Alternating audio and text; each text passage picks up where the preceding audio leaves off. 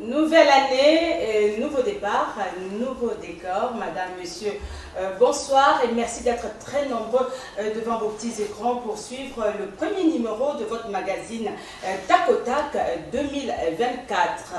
Je profite de l'occasion pour souhaiter une bonne et heureuse année à tous les Congolais ainsi qu'à tous les téléspectateurs de Tac au Tac Magazine qui nous suivent de partout. Que cette année nouvelle soit une année remplie de bonheur, d'amour, de réussite. Soyons heureux en dépit de tout. Alors, le premier qui ouvre le bal dans cette émission, il s'agit de Louis-France Kouzikessa, l'homme de Païkongila, le recteur, comme on l'appelle si bien. Il est journaliste, analyste politique et futur candidat à la présidentielle de 2028. Et puis il est également directeur général de CML13 Télévision. Louis-France Kouzikessa, bonsoir, bienvenue. Bonsoir. Tac au Tac Magazine, comment allez-vous? Ça va, merci. Pareillement, Madame Nicole Pouchot. La présentation a été complètement bien faite, sauf que moi je ne suis pas analyste politique.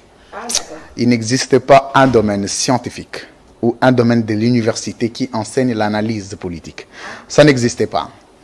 La politique est l'ensemble des domaines d'État dont chaque acteur ayant étudié l'un à l'université apporte une expertise. Il faut me rassurer que le micro de Mme Pouchot n'a pas posé de problème.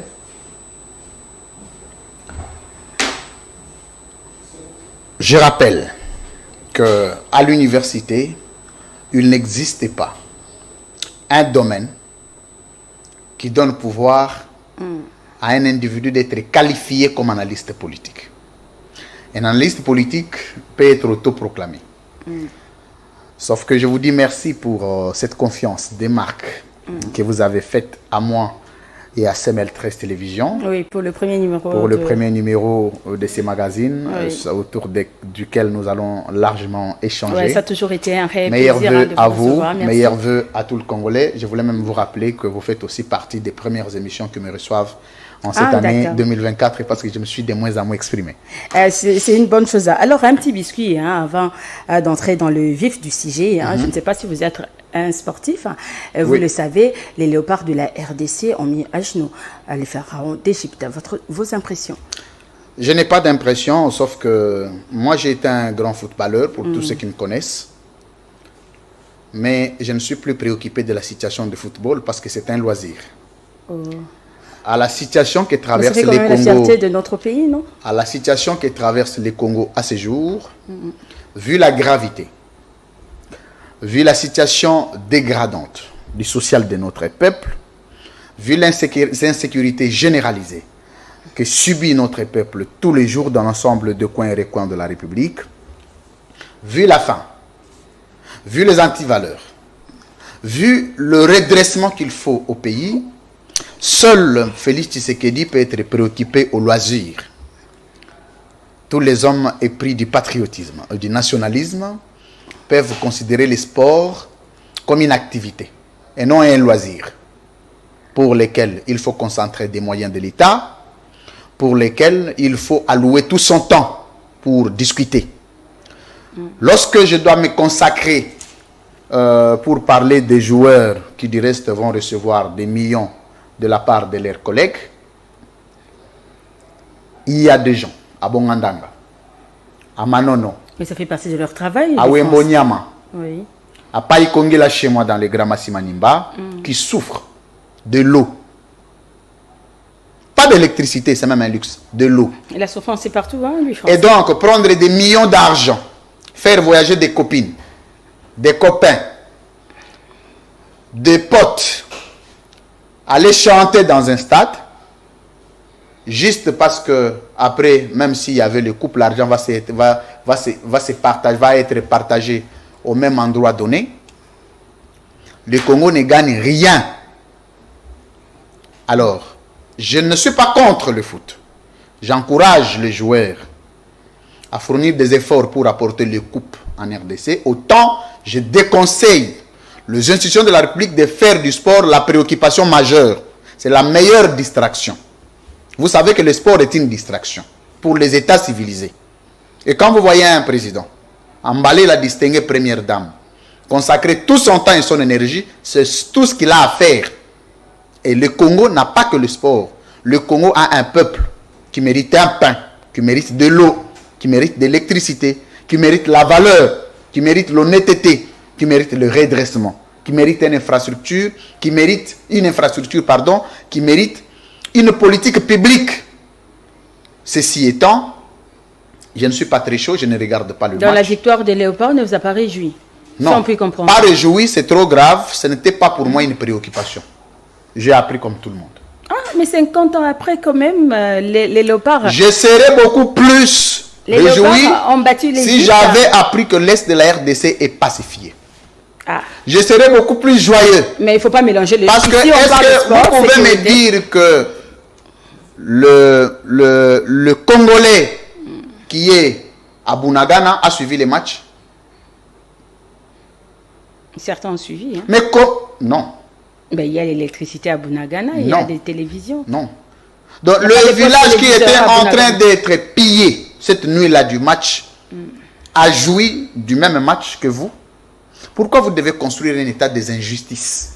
Vous pensez qu'à Kinshasa, vous devez vous réjouir, vous devez danser et boire, mais entre-temps, il y a certains coins du pays qui n'ont même pas droit à se réjouir du même résultat que vous. C'est une injustice. Mais il y a eu la pour que nous puissions nous réjouir tous, au Cameroun, l'Afrique centrale en général était vraiment... Pour que nous puissions nous réjouir tous du résultat des Léopards, du reste légitime, commençons d'abord par impliquer tous les Congolais à bénéficier de mêmes privilèges. Sinon, ça sera des privilèges réservés à vous, madame, qui vivez dans le VIP, pas à la population de Païkongi, là chez moi. Et ça, c'est une injustice que, en tant que candidat président de la République, en tant que meilleur chef d'État du Congo, de son histoire, il faut que ce comportement commence à être découragé petit à petit. Quel comportement? En cette période, vous ne pouvez pas inviter en tant que président tous les musiciens venir chanter pour vous. Vous allez aussi dire que non, c'est la musique. Qui est contre la musique? Personne. Mais dès lors que la musique prend la place majeure sur les vies des 84 millions de Congolais, en ce moment-là, ça devient un loisir. Et même si, madame, je peux même vous choquer, je suis celui qui a perdu un père et une mère, c'est-à-dire un orphelin, vous n'allez pas me dire que si vous étiez éprouvé dans votre maison, dans votre famille, le jour du match, vous alliez vous réjouir. Vous êtes sûr? Merci. Bien, on va parler d'autre chose. Nous allons revenir à présent. Ça n'engage que vous, hein. Donc c'est lui, France, et c'est son avis. Et je n'ai jamais voulu faire engager les gens dans ce que je dis. Celui qui pense qu'il a des valeurs comme moi, tant mieux. Non, celui qui pense qu'il ne peut pas. Je dis, j'ai félicité. La fierté de notre pays et de l'Afrique centrale. Mais ce n'est pas une priorité pour les Congolais. Ils vont jouer le vendredi déjà, hein, contre... Tant mieux. Oui, quart de finale. Donc, bonne chance à nos Léopards. Merci. Alors, lui, France Kouziki, ça, nous allons un peu revenir sur les élections, hein, les élections 2023. Dites-moi un peu, d'une manière générale, vous personnellement, comment avez-vous trouvé les déroulements du processus électoral, les irrégularités enregistrées, étaient-elles mineures ou majeures? Vous avez 5 minutes. Merci, madame. Pour ce partage équitable des temps d'antenne m'accorder. Oui. Je vais m'organiser pour respecter les timings parce que vous êtes la patronne de l'émission, il faut que je m'incline. D'accord. Madame Pochot, vous avez parlé du processus. Oui, électoral. Comment non, je vais faire la balise terminologique de concept. Okay. Je rappelle ici, je vous dis, comme un des meilleurs scientifiques de la République. Okay. Et lorsque j'analyse, je n'analyse pas dans un vide.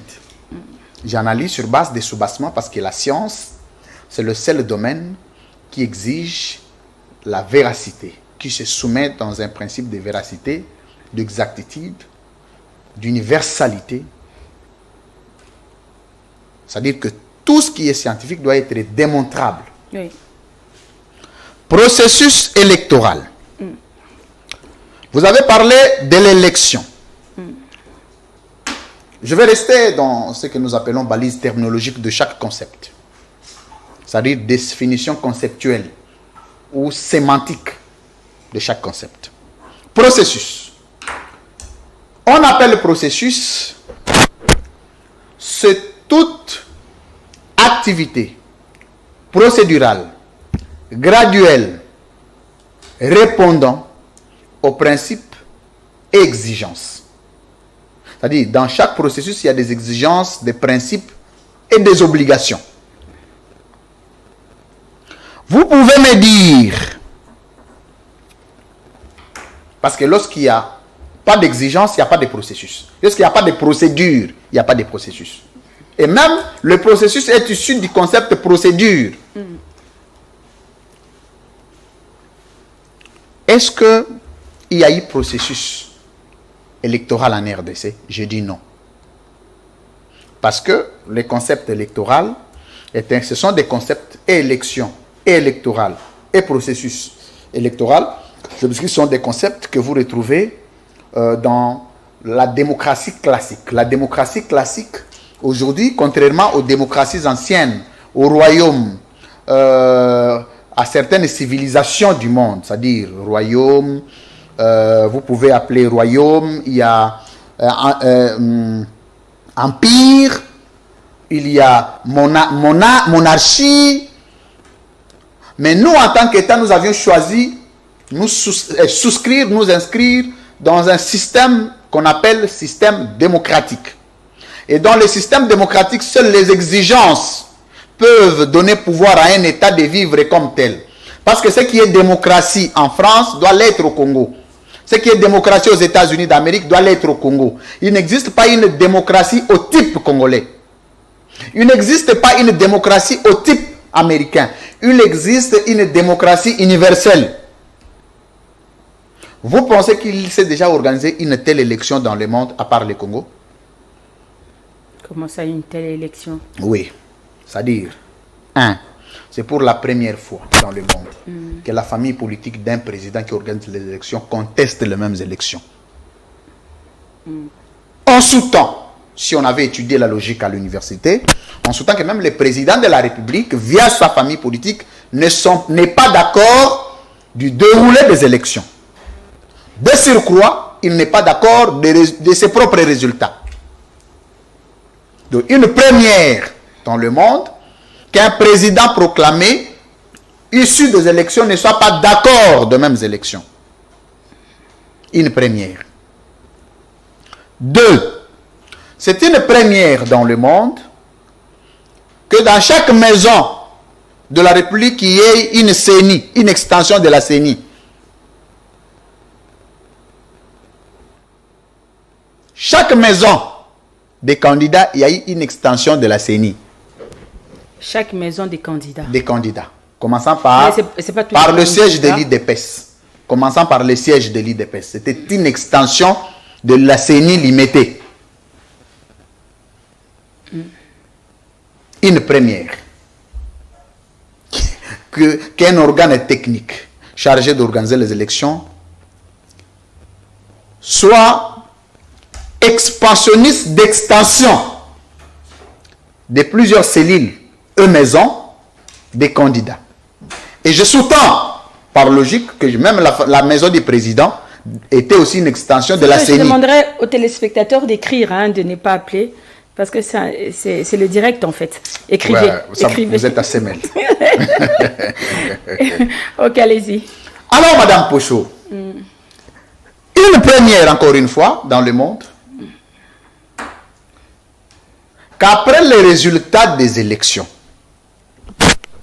que les gens ne revendiquent pas la crédibilité du processus ou encore la vérité des urnes, c'est-à-dire la vérité des voix exprimées par les peuples, mais les gens exigent l'annulation du processus dans son ensemble. Annuler, exiger, revendiquer. Sont deux choses. Écoutez, vous pouvez organiser les élections, mais les gens demandent que vos résultats ont été entachés d'irrégularité. Oui. Mais entre vos résultats et l'ensemble du processus, il y a une nette différence. C'est une première dans le monde que vous appreniez, venant de la famille politique du président lui-même organisateur des élections, les gens disent, celui qui a obtenu 600 voix a été proclamé, contrairement à celui qui a obtenu 6000 voix. Donc pour l'IDPS Mais la Seigneur explique. et pour la famille politique du président de la République, 600 vaut de très loin mieux et supérieur que 6000. Donc même la mathématique a été modifiée pendant le processus. Une première, je suis en train de faire des démonstrations. S'il y a un autre chercheur qui sait qu'il y a une première dans le monde, il peut nous transmettre. Il y a une première. C'est une première que toutes les institutions impliquées au processus soient des acteurs à problème, les plus grands acteurs à problème. Je vais vous faire la démonstration. Pour une première, qu'un ministre de l'Intérieur et Sécurité, censé sécuriser le processus, soit lui-même à la base de l'insécurité du processus. C'est une première que le ministre des Finances, lui-même qui était censé financer les élections, soit le plus grand financier de son propre processus à lui, autoproclamé. Je vais même vous choquer, c'est une première dans le monde que chaque membre du bureau de la CENI ait 5 sièges de députés, un quota. Vous allez apprendre au Parlement, il y aura des enfants de M. Kadima, des enfants de M. Atematembo, c'est quoi les débauchés là du PPRD. Vous allez apprendre qu'il y a monsieur, qui encore Matembo, c'est Didi Manara du PPRD. Mais j'ai Matembo aussi là-bas, a un enfant. Manara aussi a un enfant au Parlement. Béa, c'est qui ça? L'autre là qui s'appelle Nseya, c'est Nseya. Patricia. Nseya a aussi des enfants au Parlement. Madame Pocho, nous allons être rationnels pour une fois dans notre vie. Vous pouvez me dire, il y a ce qu'on appelle conflit d'intérêts. Le conflit d'intérêts, c'est lorsque vous êtes jugé parti. Même les médecins ne sont pas autorisés de traiter leurs propres membres de famille, c'est-à-dire frères, enfants, femmes, même vous êtes échographe. Excusez-moi, je vais être un peu vulgaire. Vous êtes échographe, vous êtes marié, père de 5 enfants.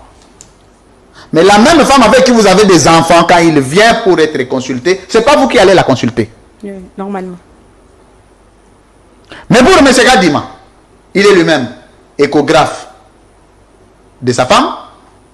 Il est lui-même l'enseignant de ses enfants. Il est lui-même le pilote de sa femme. Il est lui-même. C'est-à-dire que là où il y a conflit d'intérêts, quelle perception, madame, de la crédibilité des élections devrais-tu avoir dès lors que le voix, les quotas sont partagés et qu'il y a un enfant, 2 enfants, 3 enfants, des membres du bureau de la CENI sont candidats. Ça sera quoi l'attitude de ces membres de la CENI là? Vous êtes présidente de la CENI, vous avez votre enfant qui est candidat. Ça sera quoi votre réaction? Je ne sais pas. Un enfant qui n'a jamais fait la politique. Donc, dans les partis politiques, pendant que les gens se battent pour le pays, ces enfants-là sont des enfants VIP. Madame, c'est terminé avec la République des héritiers, avec Félix Tshisekedi. Dès que Félix Tshisekedi partira, cette République, ça sera terminé avec l'affaire des héritiers. Félix Tshisekedi a mis fin à l'histoire des héritiers politiques. Cette République appartiendra aux Congolais, aux dignes fils, aux combattants, aux mérites, aux techniciens, aux technocrates, aux politiques, à ceux qui ont mouillé les maillots pour le peuple. La République des favoritismes est en train de terminer avec l'IDPS. Vous allez comprendre, dans ces pays, je vais même vous choquer, c'est le seul pays au monde où les diplômes ne comptent plus. Docteur que vous soyez, tridoc, même quadridoc, vous pouvez être conducteur des enfants du ministre. Attendez, ce n'est pas une république que je prônerai quand je serai président de la République, madame. J'ai commencé par le faire ici à Semel. Je n'ai aucun membre de famille. Parce que dans ma famille, je n'ai aucune personne qui a fait le journalisme. Même s'il l'avait fait, ils seraient soumis au test, comme tout le monde. Par contre, pendant les tests, j'ai eu des membres de ma propre famille qui sont venus passer les tests, qui ont échoué et qui sont partis. J'en ai eu 5. Un matin, je vois 3 de mes grands frères débarquer.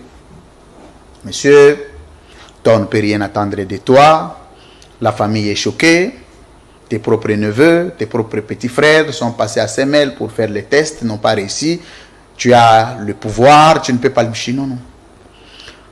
Ça, ce n'est pas une entreprise de la famille. Ce n'est pas un héritage. Nous avons besoin. Pas d'une république de la jungle où tous les gros arbres s'accaparent de toutes les eaux de pluie. C'est-à-dire que vous savez, dans une jungle, quand vous êtes un arbre le plus fort, c'est vous qui récupérez toutes les eaux de pluie et les petites, au détriment des petites plantes. Ouais. Mais nous avons besoin d'une république qui ressemble à un jardin botanique où toutes les plantes auront la même chance d'être arrosées. Que vous soyez congolais de Païkongi là chez moi, dans le Grand Massimanimba, que vous soyez congolais de Wembo Nyama, que vous soyez congolais de Mupompa, de Kabeyaka Mwanga, de Kivu, de Mbanzangungu, vous devez bénéficier de mêmes droits, de mêmes privilèges, de mêmes prérogatives. Vous dites ça parce que vous n'êtes pas président de la République. Je suis d'abord président Semel. Vous pouvez me juger. Écoutez, j'ai un personnel. Là, vous prônez la méritocratie, j'ai un personnel de plus de 30 agents. Oui. S'il y avait une critique, vous pouvez la mettre aussi à partir parce que, vous savez, c'est dans les petites choses, vous savez, la Bible dit, si vous n'êtes pas fidèle dans les petites choses, vous ne les serez pas dans les grandes.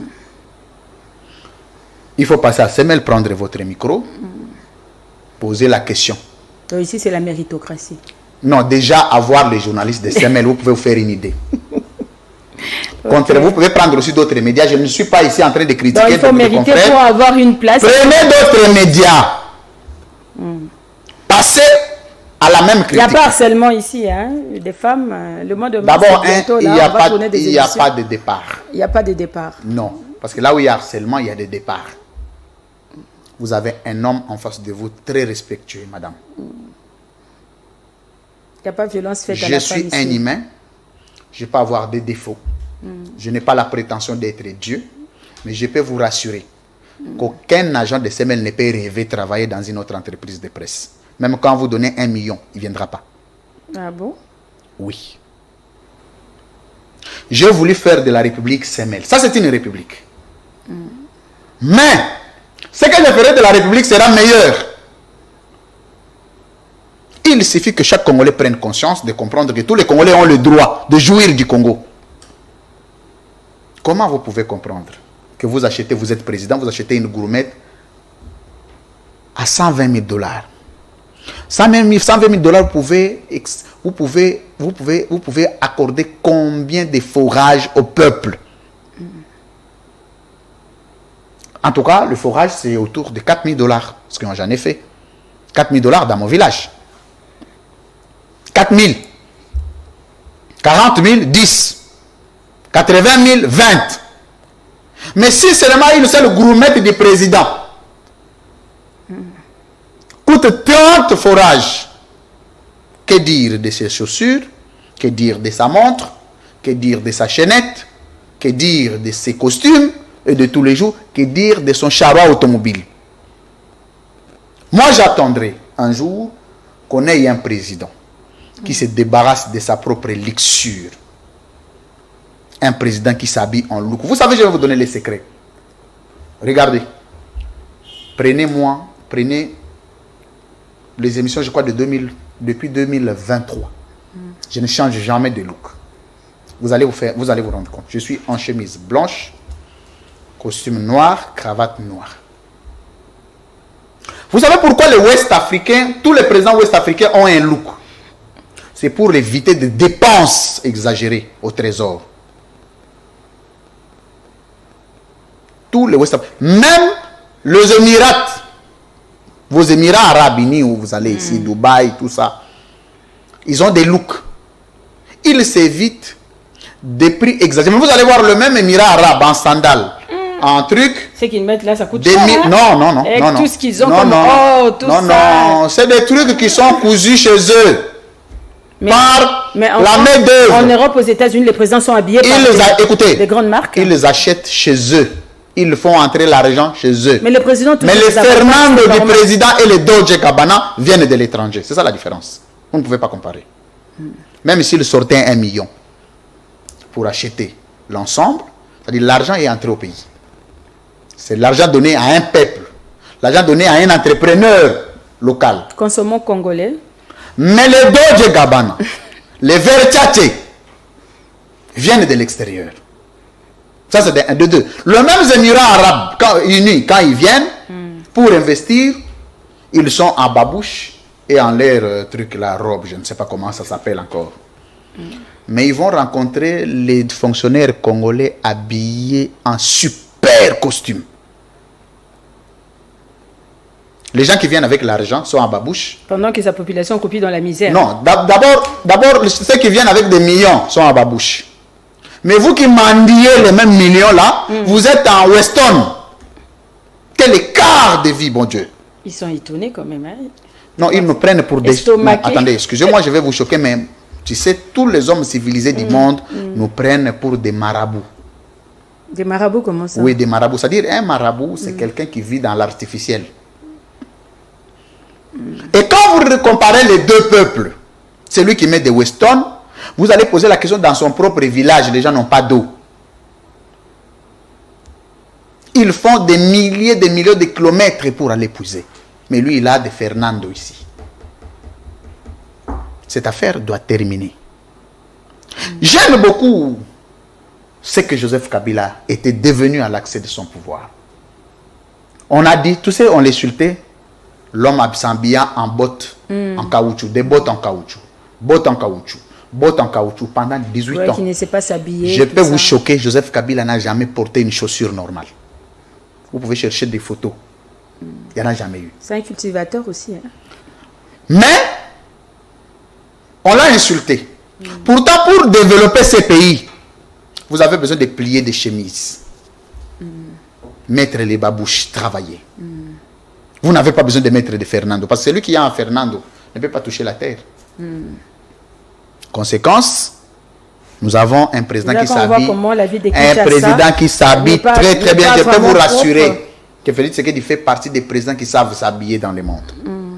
Résultat. Résultat. Même Moussa Laurent Désiré Kabila est venu en safari. Vous savez safari?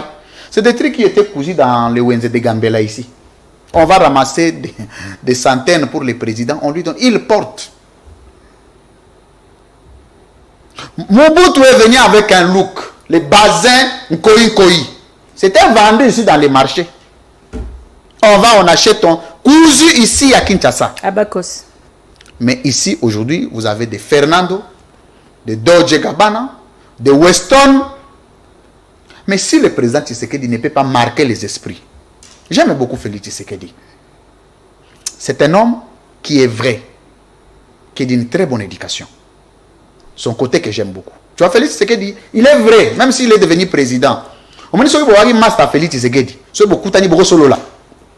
Ah, mon cher, c'est-à-dire qu'il y a un sens, tu vois, il y a intégration.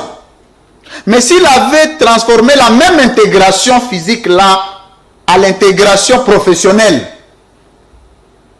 descendre et devenir un président du peuple, pas un président qui va embrasser les joueurs, non, un président qui donne au peuple congolais l'eau, l'électricité, la dignité, l'honneur, les routes. En principe, toutes les routes devraient être liées, reliées. Vous n'avez pas besoin de prendre un avion pour faire des provinces de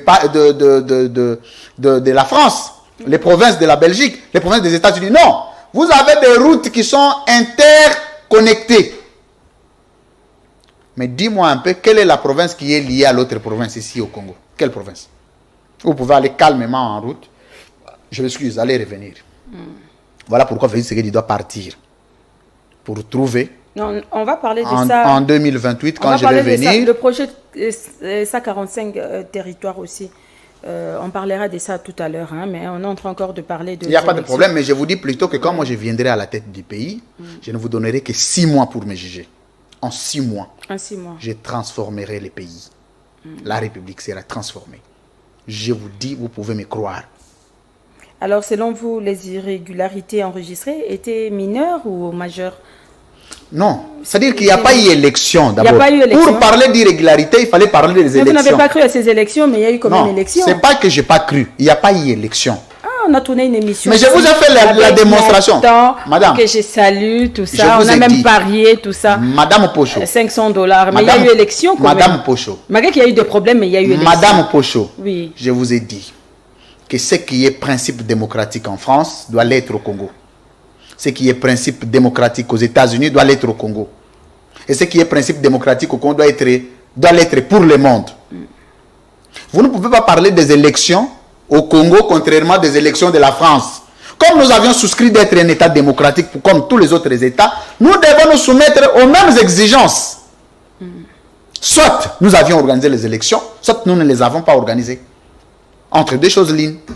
Donc selon vous... Soit nous avons organisé les élections. Mais on a organisé les élections. Soit on ne les a pas organisées. Mais à Massimanimba, il n'y a pas eu d'élection. Est-ce qu'il existe, excusez-moi madame, excusez-moi, il existe des élections partielles. Les mêmes élections ont donné voix au président pour lesquelles il a été proclamé. Président, quelques jours après, les mêmes élections ont été annulées, sans tenir compte de l'impact de même voix dans le résultat du président de la République. Vous prenez ça pour sérieux? Ça dit qu'on proclame le président, il est élu président. Donc on sous-entend que même le voix de la population de Massimanimba a servi le président. 3-4 jours après, on annule le même résultat, on annule les députés, mais on n'annule pas le président. Mais le président s'est servi de même voix et on continue à brandir les 73% dont il a été bénéficiaire à travers d'autres voix de Massimanimba. Chez moi. Conséquence, dans le monde, il n'existe pas des élections partielles. On parle de la législative nationale, madame. Ça a fait 7 jours aussi. Hein. Législative, on va parler du caractère temporel. Il n'existe pas des élections partielles. On parle de législatives nationales. C'est-à-dire, l'étendue du territoire national doit voter. Vous n'avez pas le droit d'exclure, sous quelque forme, une partie de la population. C'est une marginalisation électorale. Et c'est des infractions poursuivables en droit pénal électoral.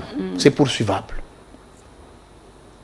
C'est poursuivable. Donc vous aviez restreint à un peuple le droit de vote. Or, le droit de vote est le droit souverain, est le droit parmi les droits les plus prépondérants en démocratie classique. Vous ne pouvez pas parler de la démocratie sans vote.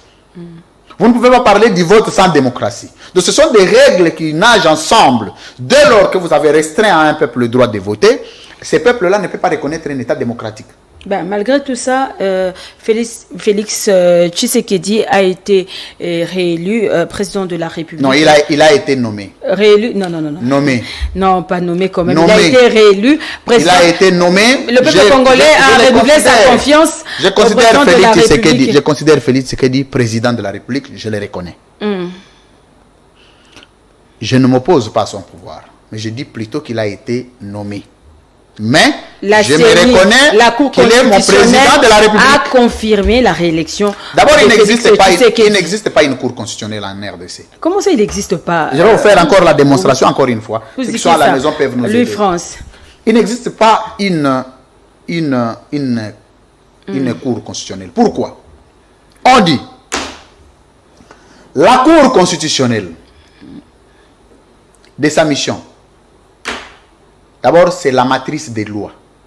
Toutes les lois tirent origine à la Constitution. Et pour que toutes les lois soient déclarées conformes à la Constitution, il faut qu'il y ait un avis de conformité de la Cour constitutionnelle. Ça, c'est de 1. De 2, il y a la Cour constitutionnelle. Dans ses attributions de la constitutionnalité des lois et des actes ayant force de loi, c'est que toutes les institutions de la République peuvent suppiter de l'interprétation d'une loi, des lois ou des actes ayant force de loi, peuvent suppiter d'inconformité d'une loi ou d'un acte ayant force de loi, et seule la Cour constitutionnelle a le pouvoir de déclarer conforme à la Constitution un acte ou une loi. Dès lors que la Cour constitutionnelle valide une irrégularité constitutionnelle qui devrait être sa mission première de la constitutionnalité, donc de la conformité, là, on appelle juge de la conformité. Dès lors que la Cour constitutionnelle valide l'inconstitutionnalité, elle arrête d'être une Cour constitutionnelle. Elle devient une Cour de l'UDPS. Donc selon vous, Félix Tshisekedi n'a pas été élu? Je répète que pour parler de la Cour constitutionnelle, il faut qu'il y ait respectabilité de la Constitution. Mais il y a eu respectabilité. Je vous démontre. C'est quoi le problème? Il y a un caractère temporel de la tenue des élections. Les élections se tiennent en un jour. En un jour, oui. Ça, c'est la loi électorale. De 6h à 17h. La loi électorale, madame, a été déclarée conforme à la Constitution par la même Cour constitutionnelle qui a prévu une incise. On appelle ça les incises juridiques. Que pour parler des élections, il y a un caractère temporel. Il y a un caractère limitatif. Oui. Vous ne pouvez pas déclarer, enfin, reporter les processus, étendre les processus aux autres jours, sans soubassement. C'est-à-dire en sous-temps que les élections se sont passées en une semaine. Pendant une semaine, on a voté.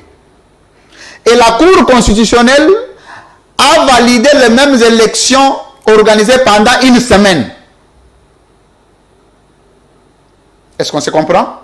Mais c'est pas une C'est-à-dire la Cour constitutionnelle qui était censée stopper, déclarer inconforme l'avis de la CENI reportant les élections. Je vous ai dit, on parle des actes ayant force de loi, oui, les arrêts ministériels, les ordonnances présidentielles, les décisions des institutions de la République, donc les décisions administratives.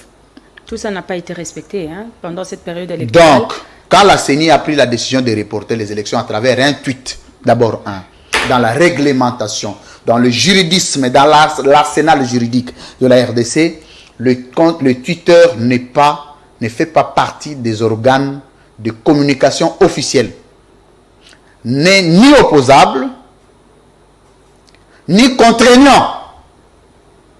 La contraignance, c'est l'opposabilité, bien entendu.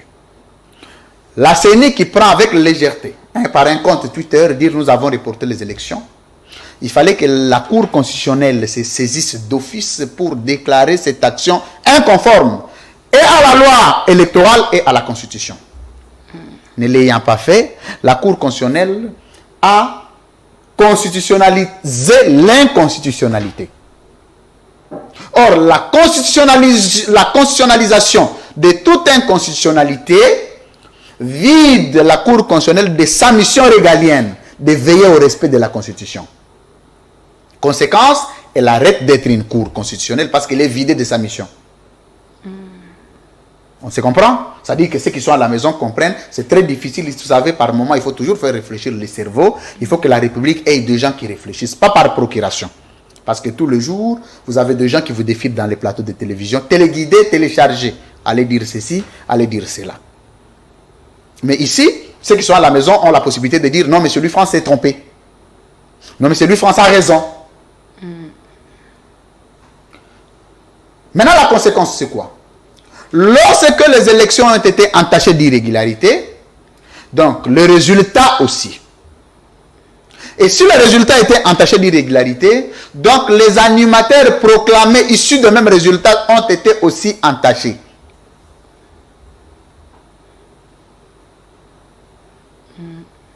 Le droit, c'est la procédure, c'est pourquoi on parle du processus électoral. C'est un processus de la matérialisation existentielle des élections. C'est-à-dire qu'il y a plusieurs éléments à prendre en compte. Un seul élément suffit pour déclarer un processus nul. Un seul élément suffit. Parce que ce sont des éléments qui font partie des exigences juridiques. Ben là, on risque de donner raison à l'opposition hein, qui a demandé... Non, à ce stade, l'opposition n'existe pas encore. L'opposition n'existe pas encore. Il n'y a plus opposition. Comment ça, il n'y a plus... Il y a les leaders de l'opposition. Il y a des leaders de l'opposition. Oui, il n'y a pas opposition. Ah, bien, d'accord. Nous avons fini pour... je crois que j'ai été clair. Vous avez été clair. Il n'y a pas eu élection. Il n'y a pas eu élection. Et il n'y a plus cours constitutionnel. Il n'y a plus cours constitutionnel. De surcroît, il y a un président nommé. Non, il y a Parce un président. En dehors de l'élection, oui. Il n'y a qu'un seul mode de désignation et de proclamation présidentielle. C'est, je m'excuse, la nomination. Soit vous êtes élu, soit vous êtes nommé.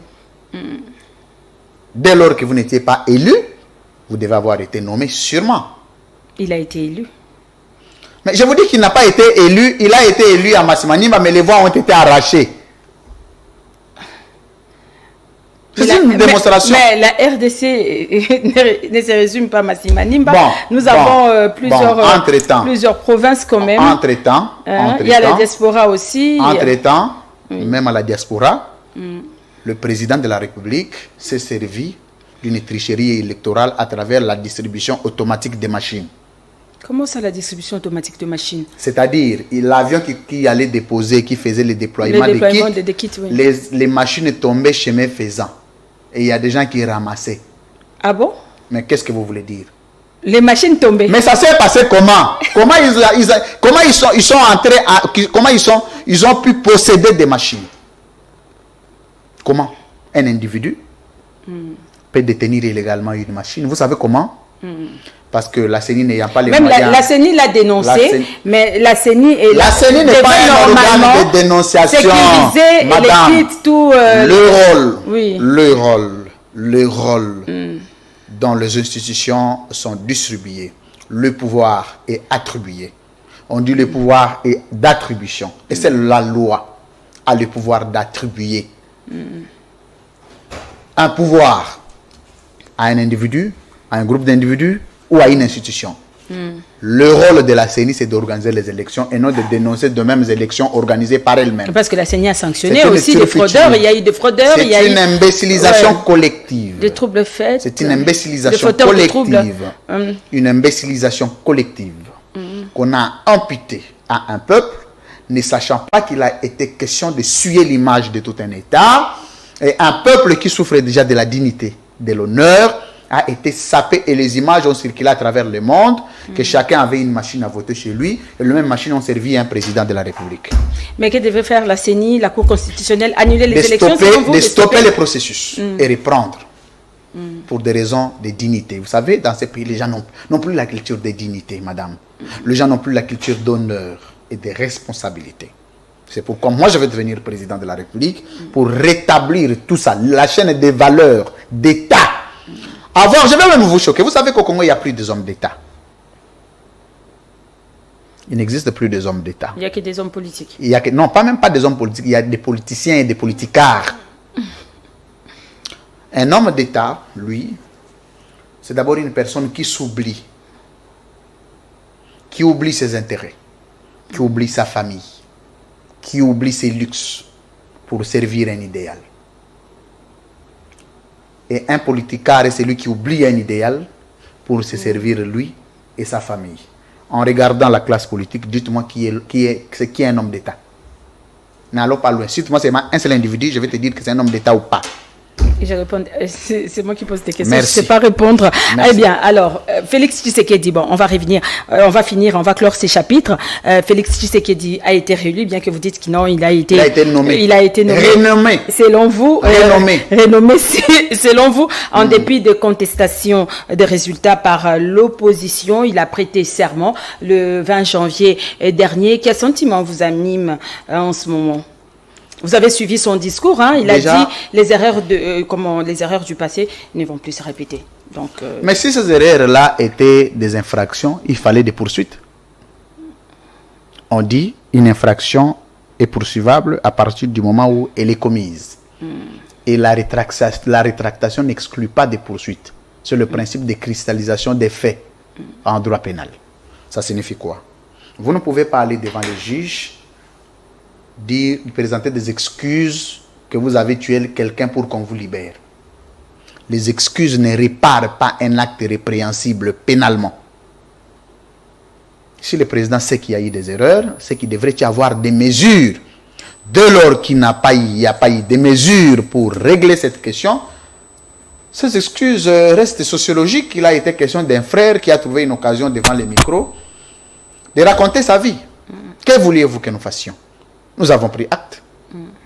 Nous avons pris acte. La population, le peuple congolais a renouvelé sa confiance à Félix Tshisekedi. À travers, quel est l'acte que vous avez vu? La population peut... Quel est cet acte-là que vous... Attend beaucoup de Félix Tshisekedi. Quelle population? Parce que moi, je suis population. Oui, vous, comme je n'attends rien. Vous ne pouvez pas être incapable de changer un pays en 5 ans et prétendre les changer en 10 ans. C'est même plus compliqué parce que le deuxième mandat a été le mandat le plus compliqué que le premier. Vous savez ça? Mais il n'est jamais trop tard pour bien faire les choses. Il peut toujours changer. Là, vous parlez de l'église ou vous parlez de la politique? Madame, j'ai étudié l'État. Et vous parlez, vous êtes en face d'un enseignant, d'un doctrinaire qui enseigne l'État. Mais puisqu'il a reconnu qu'il y avait des erreurs et qu'il a dit que non, ça ne va plus se répéter, il sera maintenant bien... Là, vous parlez de la sociologie d'une famille, d'un enfant qui a avoué qu'il y a eu des erreurs vis-à-vis de son père, il s'excuse pour réparer. C'est même pas un État, ça. Ça, c'est pas un État. L'État, c'est l'ensemble des règles. C'est l'applicabilité des règles et des normes. Et ça, vous parlez des humeurs. Le président a dit, excusez-moi. Ça, ce sont des humeurs. Des humeurs, donc c'était sous l'émotion? Je ne sais pas, mais ce sont des humeurs. Donc vous ne croyez pas à votre président? Mais il n'y a aucune règle. D'abord, quelles sont ces erreurs-là? On lui a reproché. Nous devons pardonner. Vous l'avez suivi sur Nous devons pardonner. Donc nous devons pardonner. Pendant la période de campagne. Sa garde républicaine qui a tué des Congolais en plein jour à Goma. Le simple mot d'excuse du président suffit. C'est ça. En effet, madame. On se moque de qui?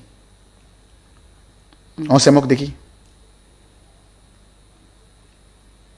Un seul mot du président suffit pour pardonner toute la force du progrès qui sème la terreur et la désolation dans toute la ville. Un seul mot du président suffit.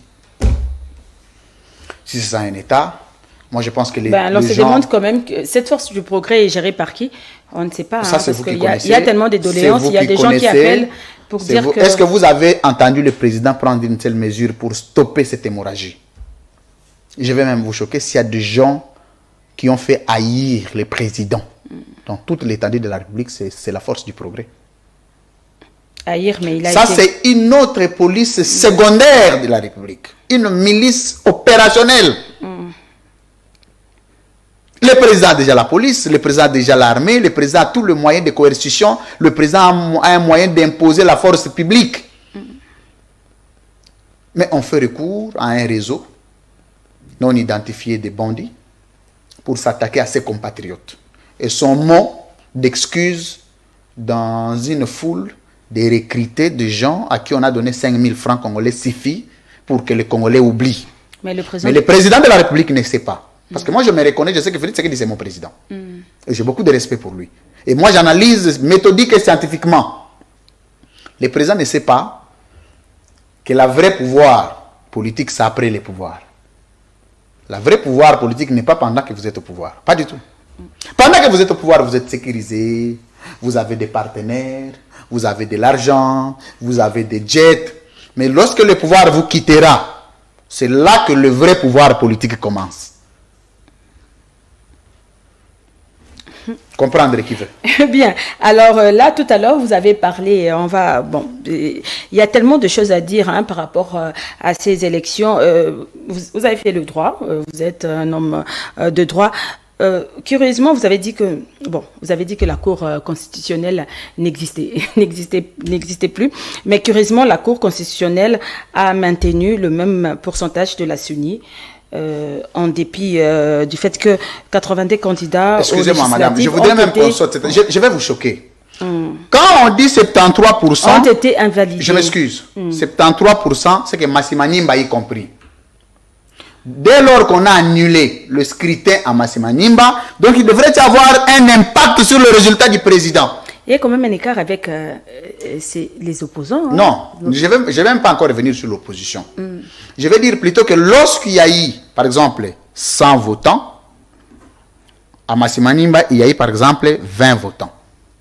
Dès lors qu'on annule les scrutins à Massimanimba, le président devrait rester avec 80%. Au lieu de rester avec 80%, le président arrive à 120. Vous me parlez de la Cour constitutionnelle. Mais c'est parce que normalement, cette Cour constitutionnelle, cette Cour constitutionnelle est présidée par un chef coutumier de Moupompa, la même tribu que le président de la République. Qu'est-ce que vous attendez de sérieux dedans? Normalement, cette invalidation devrait-elle pas avoir une incidence sur le nombre de voix? Non, c'est-à-dire que dès qu'on annule un scrutin, le nombre de voix on devrait aussi se référer au résultat du président pour annuler les mêmes voix. Normalement. Hein? Ça devrait avoir un impact sur le résultat du président. Parce qu'il y a eu quelques voix retirées du système. Mais c'est pourquoi j'ai dit curieusement. Mais on ne peut pas parler de la curiosité. La Cour a maintenu. Mais je vous ai dit qu'il n'y a pas de cour là-bas. Ça, c'est une extension de l'IDPS Gombe. Vous parlez de la cour. De quelle cour vous parlez? Ça, c'est une cour inféodée. De quelle cour vous parlez? Une cour corrompue, excusez-moi de le dire. C'est compliqué. Et j'ai même pitié, il y a des gens qui vont gaspiller leur argent. Oh non, nous allons en contentieux. Oui. Il y a contentieux électoraux. J'ai pitié. Avec cette affaire de seuil aussi. C'est comme ça que je vous avais dit, Madame Pochot, je vous avais dit que je ne serais pas parti à ces élections. Et je ne pouvais pas. Et aucune personne de valeur ne pouvait imaginer aller à ce débâcle. Vous n'avez pas voté? D'abord, je n'étais pas ici. Malheureusement, je suis désolé de vous dire. J'étais en voyage. J'ai fait exprès, j'ai voyagé à la veille. Je suis parti pour les laisser tranquilles faire leur travail. Et puis, je suis revenu plusieurs semaines après, plusieurs mois après. C'est clair? Et par rapport à tout ce qui s'est passé, hein, Moïse Katumbi veut appliquer l'article 64 de la Constitution, et de l'autre côté, la rébellion de Corneille Nangaa s'organise. Comment voyez-vous le deuxième mandat? Bon, chacun de nous a le droit de faire ce qu'il veut. De Félix Tshisekedi, avec tout ça... Je ne commente pas sur les positions de gens. Dès lors que j'ai la mienne, je respecte celle des autres. C'est ça être un républicain. J'ai l'avantage d'être un républicain et d'être un démocrate. D'être un homme d'État, c'est que quand quelqu'un pense et réfléchit sur une position politique quelconque, tout ce que je peux, c'est m'incliner. Je ne commente pas sur la position de quiconque. Mais je sais seulement que la révolution dans un État, ça c'est vraiment un message que je vais adresser directement au président de la République, Monsieur le Président, que les injustices, les inégalités, dans une société sont l'origine de la rébellion. Je n'encourage pas la rébellion parce que moi je ne la ferai jamais dans ma vie. J'userai toujours de mon cerveau pour combattre les antivaleurs dans un État, mais je dis plutôt que l'origine de toutes les rébellions dans le monde, je vous dis, comme celui qui étudie et qui écrit sur l'histoire et la philosophie des relations internationales. Toutes les rébellions et les révolutions du monde ont eu pour origine les injustices et les inégalités sociales. Plus la société est versée dans les injustices, les inégalités, plus il y a des frustrations, plus il y a des rébellions. Voilà. Je ne me retrouve pas dedans. Quiconque prend sa position, moi je mène un combat noble, un combat scientifique du reste, un combat du cerveau, un combat cognitif. C'est lui qui pense qu'il peut prendre des armes pour combattre à sa manière. Joseph Kabila en train de défendre sa thèse. J'encourage beaucoup les gens à étudier. Là où il est, mais il dit toujours rien. Il a même été invité à la prestation de serment. Mais il n'était pas là, il dit rien. Il faut avoir été rédacteur d'une thèse pour comprendre ce que ça coûte en termes de temps, madame. Il faut avoir été rédacteur d'une thèse ou d'un mémoire de 3e cycle de DA pour comprendre ce que ça vaut. Mais il peut quand même réagir. Ce que ça vaut en termes de temps et de concentration. Ça demande une très forte concentration. Et je pense que Joseph Kabila, s'il fait un travail sérieux, un travail de titan, un travail fouillé, il n'a pas le droit de parler à n'importe quel moment, parce que celui qui fait des recherches en relations internationales connaît le monde et il connaît les secrets du monde. Il suffit de Bon, placer il parle un peut-être à seul travers mot. sa famille politique. Il Hein? suffit de placer un seul mot qui peut être interprété de diverses manières. Est-ce qu'il sera écouté aussi? De l'autre côté, Joseph Kabila, tel qu'il est là, il suffit d'écrire un mauvais travail, ça sera déballé dans tous les réseaux sociaux. Il est obligé d'être concentré pour rendre à son public, à son auditoire scientifique, donc il est un consacré travail à autre remarquable. chose, c'est pourquoi il n'a pas répondu. C'est un droit. Ouais, mais que il n'a voulez-vous pas- que Joseph Kabila dise encore? Que voulez-vous? Moi, je ne vois pas. C'est un ancien président de la République. Il va dire encore Fathi quoi? a prêté Fathi serment, avait il a dit été réélu. qu'il n'y a plus Il question pouvait- de mariage entre les FCC, donc c'est les FCC qui bloquaient. Les FCC et Joseph Kabila sont partis, Fathi est resté. Vous voulez qu'il dise encore quoi? Parce qu'il y avait un cadre de discussion qui était leur alliance là, que je n'ai jamais validé. Mais dès lors que le président de la République a décidé d'en mettre fin, mais que voulez-vous qu'on dise encore? Si ce n'est pas s'incliner, l'observer. S'incliner et l'observer. J'espère seulement que cette fois-ci, un deuxième mandat, en tout cas Félix Tshisekedi n'a plus droit à l'erreur. Hein. Le peuple congolais attend beaucoup de lui. Voilà. Alors, signalons aussi que les 82 invalidés, candidats invalidés, sont sous une menace judiciaire. Hein. Je ne sais pas si c'est normal. Parmi ces les 82 candidats là invalidés sont sous une menace judiciaire. Ben, je ne sais pas si c'est normal parce que parmi ces 82, ils ont été accusés de fraude. Il y a Gentini Ngobila dedans qui a été suspendu par le VPM, aujourd'hui réhabilité. Mais le président de l'Assemblée provinciale rejette cette réhabilitation. Hein. J'ai suivi les tweets de Godin Poyi qui interdit même. Il a écrit à toutes les banques. Hein, que ma signature soit Gentini Ngobilate parce qu'il n'engage pas Madame, la vie. Selon vous, il n'y a pas un désordre. Vous ne trouvez pas qu'il y a un désordre à la tête ce sont des dessins animés. De la ville, hein, de l'hôtel de ville. C'est un dessin animé. Un dessin animé, c'est un feuilleton de novelas. Moi, je ne me vois pas sur un plateau commencer à parler d'un feuilleton de novelas. Il y a beaucoup de choses sérieuses qui méritent d'être dénoncées et dites. Pas un feuilleton de novelas en tout cas. Mais nous sommes quand même à Kinshasa. Gentini Ngobila, c'est lui le gouverneur. On ne sait ce que plus. j'ai dit. C'est Gekoko, c'est Gentini. Je n'ai jamais de commentaires sur les feuilletons de novelas. Ni les dessins animés. Vous savez, pour ceux qui suivent, vous qui suivez le match, quand vous regardez les matchs en rediffusion, seul celui qui n'a pas regardé les matchs en direct qui peut s'étonner. Mais vous qui avez déjà regardé, vous vous dites non, là c'était pas un but. Ça avait raté. Donc vous devez rester tranquille. Donc on doit rester... Bon, ok. Les élections, il y a eu trop des irrégularités enregistrées, hein, comme vous venez de le dire tantôt, qui a, selon vous, il n'y a pas eu élection, tout ça, la Cour constitutionnelle n'existe pas. Félix Tshisekedi a été nommé, mais à Kindu, Salomon Escadela a été élu, le meilleur élu. En tout cas, avec, je ne sais pas plus de combien, on ne sait pas. Félicitations. Comme il est élu comme député provincial. Il n'a pas battu campagne, il est en prison, malade. Voilà, je ne sais pas si vous avez quelque chose à dire. Et puis à Kindu, il y a Matata qui a été élu par plus de 41 000 électeurs. C'est le seul, parce qu'il paraît que son parti n'a pas atteint les seuils. Et puis Delis et Sanga aussi sont partis. Makamabase, on peut zapper un peu compliqué. Il y a de ceux qui disent oh non, on est 7 000, 3 000, c'est un peu compliqué. Vous avez fait le droit. Dites-moi un peu, quelles sont vos impressions? Pour vous, une grande journaliste de renom, que dire de la population de Mopampa, de Boulungu, de Idiofa, de Wembonyama, de Katakokombe, de Mongala, de Inongo. Que dire? Quand c'est compliqué pour vous. Non, je pense que... Si vous avez encore des éléments nouveaux à parler de ces élections, moi ça m'étonne. Il n'y a pas eu élection. Il y a eu une nomination d'un président avec un groupe d'amis au Parlement. Point. Ah, mais quoi, Escadela a été... Oui, félicitations à lui. A été comment élu, non nommé. Est-ce que va-t-il siéger ou pas? Parce qu'il y a eu cette rentrée... Salomon Escadela, c'est un grand frère que j'admire énormément. Je compatis avec ce qu'il subit tous les jours. Et je compatis avec toute sa famille. Et je souhaite plein succès. Et je présente mes félicitations. Il va siéger? Je ne sais pas.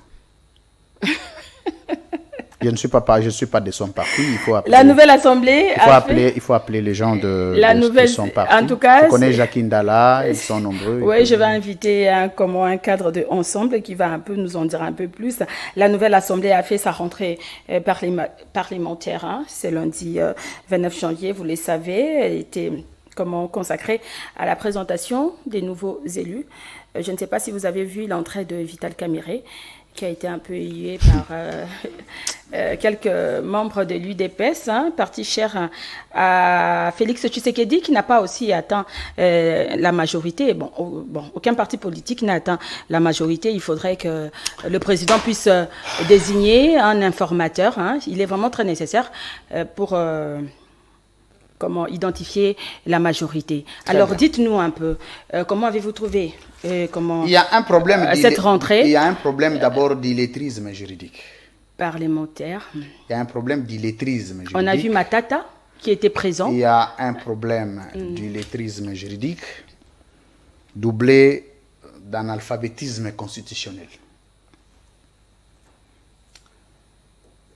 Nous allons partager ces savoirs avec les Congolais qui comprennent bien entendu la direction que veut prendre le régime.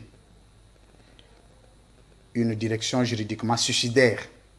Parce qu'il y a beaucoup d'inventions. Des inventions. Heureusement, le régime Tshisekedi et de l'UDPS est venu démystifier plusieurs personnes que nous avions trouvées, que nous avions pris pour savants. Tembata, mon vieux Peter Kazadi, tout le monde, on les prenait pour des gens intelligents, mais là, le régime vient de le mettre à nu. Et gloire à Dieu pour ça. J'ai oublié de vous ramener de mon bureau une copie de la Constitution pour lire ensemble. Qu'est-ce qu'on appelle informateur? Qu'est-ce qu'on appelle formateur? Qu'est-ce qu'on appelle coalition? Qu'est-ce qu'on appelle cohabitation? Ce sont des notions constitutionnelles qui sont inscrites,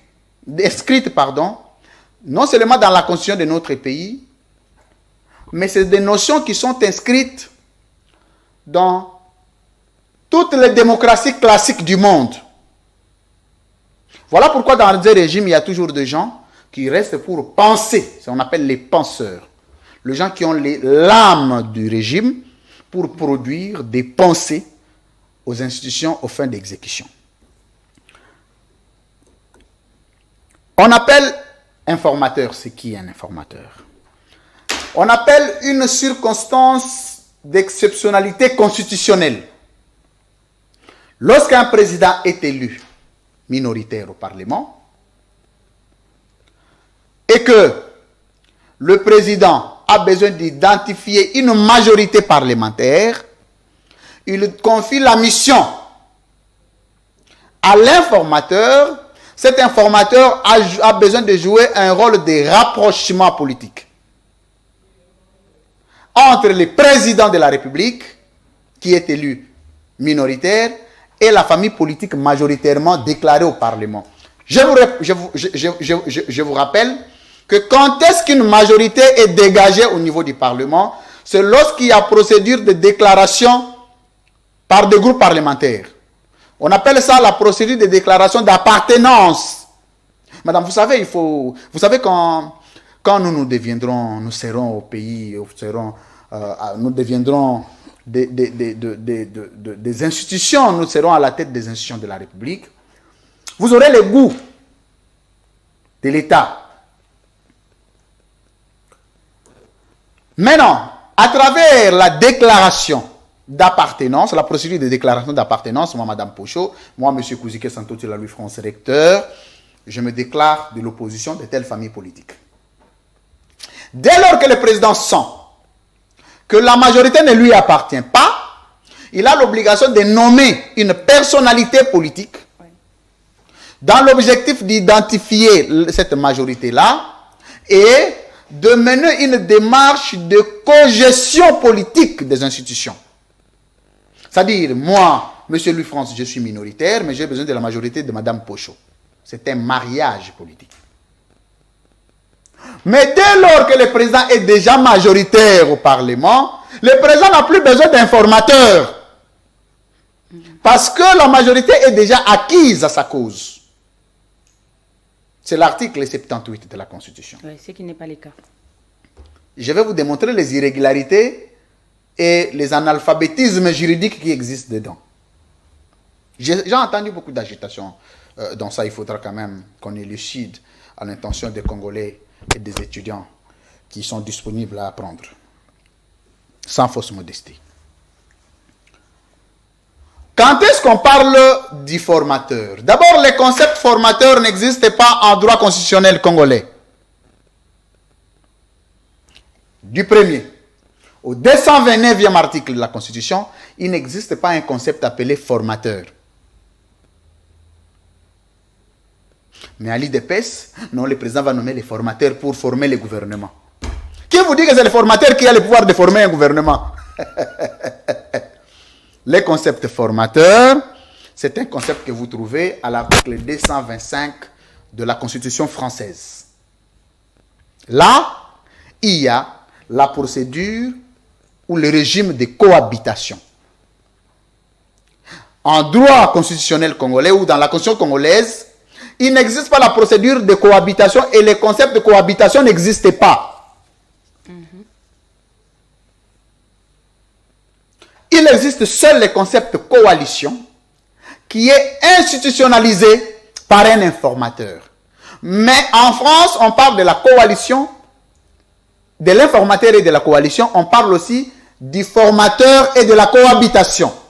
Et on sous-tend. Et donc, lorsqu'un régime, lorsqu'un État souscrit le régime constitutionnel du présidentialisme absolu, c'est-à-dire le président de la République, parce que nous sommes dans le semi-présidentialisme élargi. Le président, lui, reste seul président. Il laisse le gouvernement à une autre famille politique. Ça, c'est la cohabitation. C'est-à-dire, il vous donne le gouvernement, lui reste avec la présidence. Mais ici, le président a besoin de travailler avec ceux qui sont à la majorité. Mais ici, on vous parle de la cohabitation du président avec un informateur. Or, dans le semi-présidentialisme comme système politique, comme régime politique,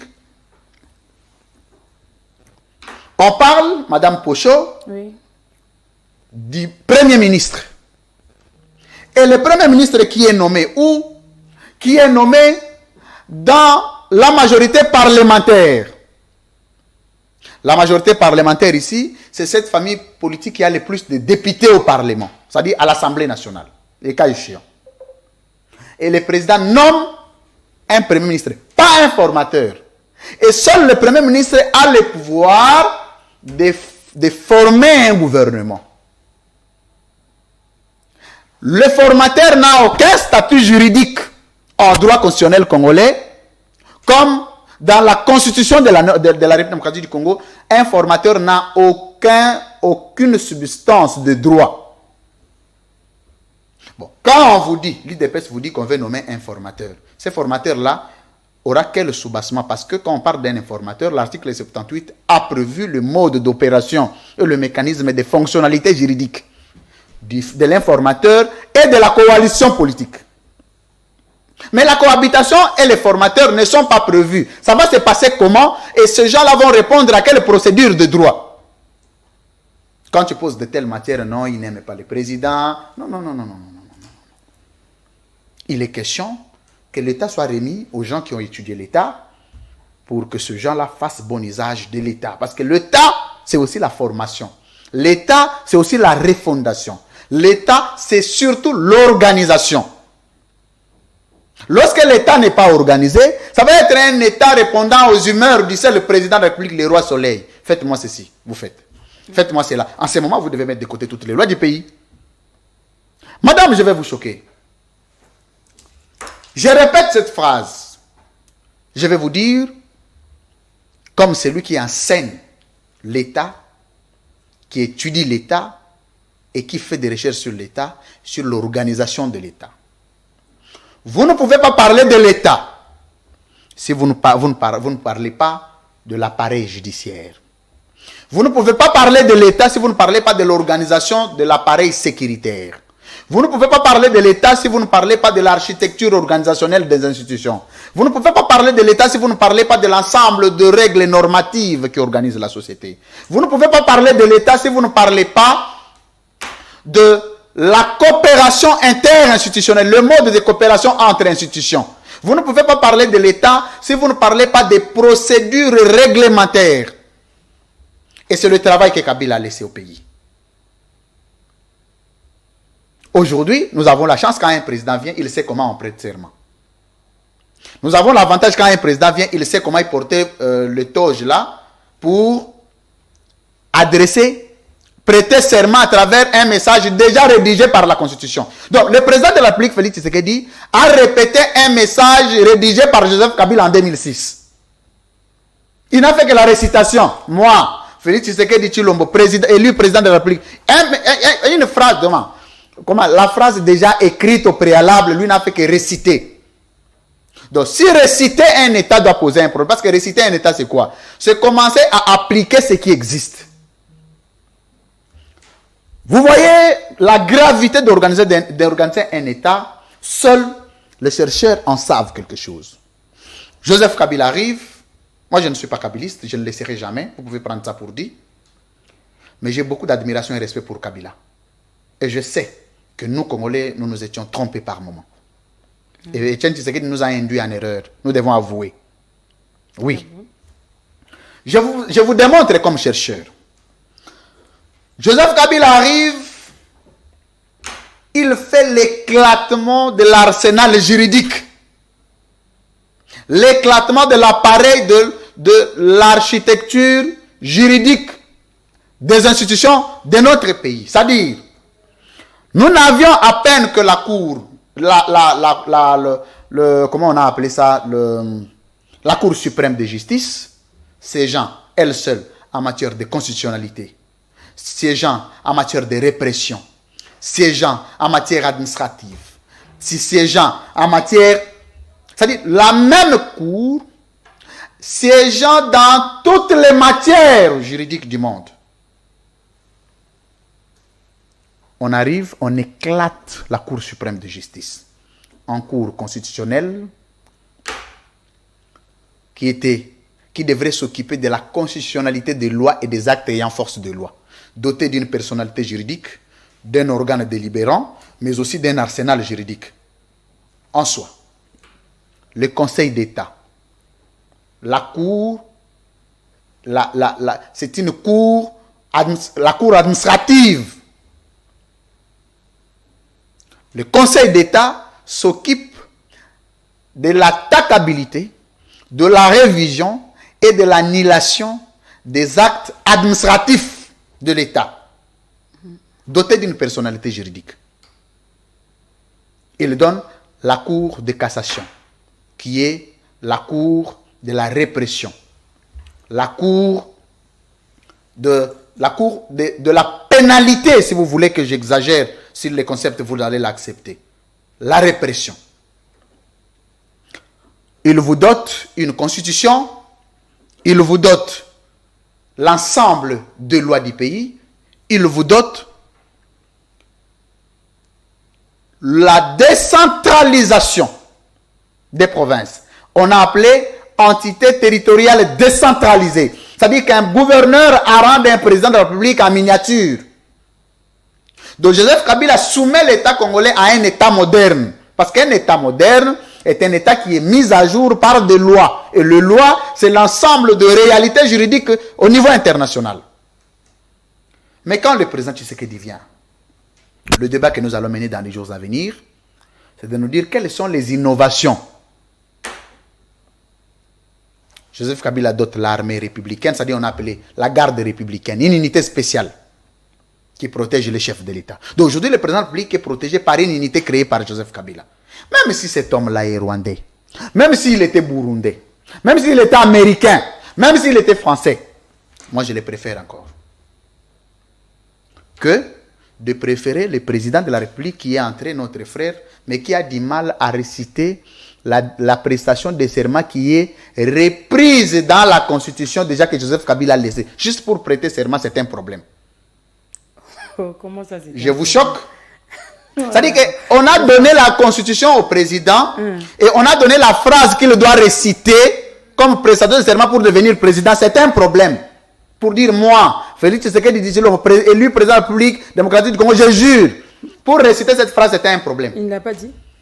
C'est la deuxième fois qu'il est tombé, non, à Marati, Maratira. Maratirara, Maratira. Toratira. Donc, je me dis. Bah, au stade des martyrs, c'était ça, Marati, Maratira aussi. Ça, c'est pas, la phrase-là n'est pas venue de moi. Vous connaissez l'histoire de Marati, Maratira, Maratirara.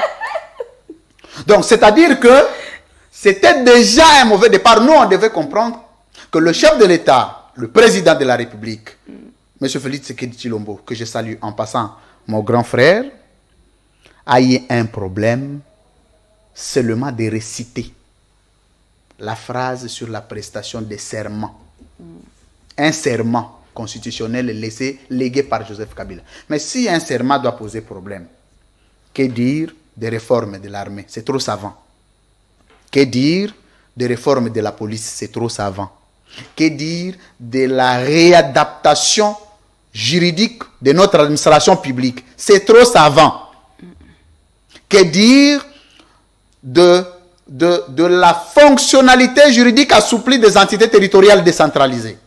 C'est trop savant. Tout ce que l'IDPS devrait demander au président, c'est de bien réciter la phrase de la prestation de serment.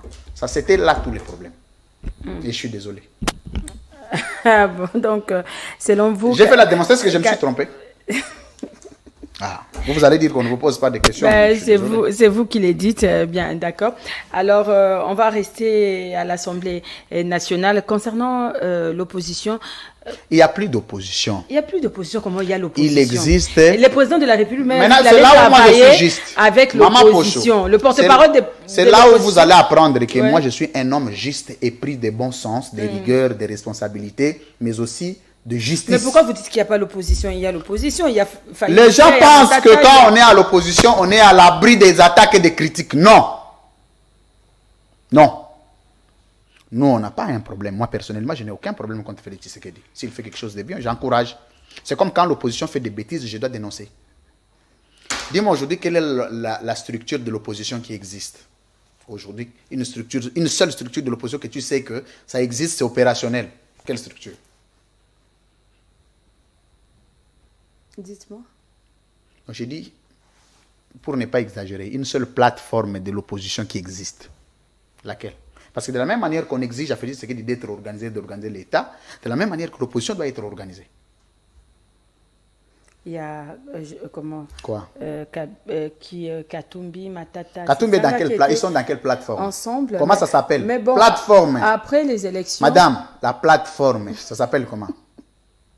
Il n'y a pas de plateforme de l'opposition. Donc, ma question vaut 1000. Donc, l'opposition n'existe pas. Je vous ai dit, donnez-moi une seule plateforme de l'opposition. Mais quand le président de la République dit qu'il va travailler avec l'opposition... Ok, je vais reformuler ma pensée. Qu'on doit nommer un porte-parole de l'opposition... Je vais reformuler ma pensée. Je vais reformuler ma pensée. Donnez-moi un seul leader de l'opposition qui est en phase avec le peuple aujourd'hui, qui parle le même langage avec le peuple. Ne me posez pas des questions, c'est moi qui pose des questions. Malheureusement, répondez à vos questions. Si vous posez du papier, il n'y a pas de courant. Parce que ça aussi, ça fait partie du bilan. Voilà. Répondez. Dans un plateau aussi climatisé, on ne peut pas arriver à des coupures intempestives d'électricité. Ah, c'est ça, l'électricité, il y a un sérieux problème. J'espère seulement que... Donc là, vous attendez toujours le deuxième mandat? Le deuxième mandat, oui, mais Fachi a promis, hein, il a promis que non. Bonne chance à vous. Il va éradiquer les antivaleurs. Vous qui attendez des promesses, bonne chance à vous. Bon, espérons que... Bon, parce qu'il a été quand même... porté par la population congolaise. Donc, la population attend beaucoup de lui. J'espère que cette fois-ci, ça sera vraiment... Alors, vous dites que l'opposition n'existe pas, mais à l'Assemblée nationale, nous n'avons pas vu comment Ensemble pour la République de Moïse Katumbi est siégé. Mais à notre étonnement, on a vu Matata Ponyo. Matata Ponyo qui a dit que les élections étaient chaotiques. Bon, ils ont vraiment critiqué... Donc le parti aussi n'a pas atteint le seuil. Je vais poser une question. C'était le seul élu. J'ai suivi beaucoup d'attaques. Quand même J'ai suivi beaucoup d'attaques contre. On l'a beaucoup attaqué, hein, l'ancien Premier ministre Matata Ponyo. Je vais tourner les cerveaux. Et je vais faire réfléchir les Congolais. Nous allons réfléchir ensemble. Si Matata Ponyo exige l'annulation des élections, on va lui remettre sa caution de 100 000? Non, on ne remet pas. On ne remet pas. Et cette caution de 100 000 vaut quoi? Vaut quoi? Répondez. Ça, c'est une question. 2. Répondez à votre question. Pardon? Vous pouvez répondre à votre question. Non, mais quelqu'un est allé aux élections. Il a un combat à mener à un certain niveau parce qu'on l'a dépouillé.